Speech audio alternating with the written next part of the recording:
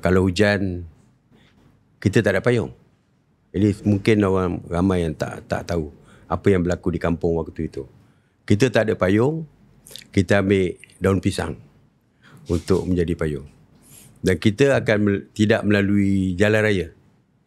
Kita akan pergi ke sekolah melalui masuk ke dalam kebun getah.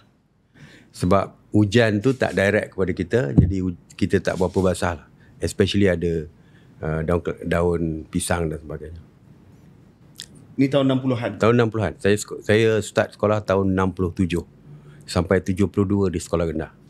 Waktu tu kampung, api tak ada, elektrik tak ada, air bersih, pipe tak ada.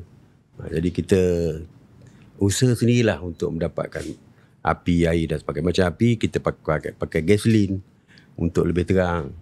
Dan ada kategori juga tau.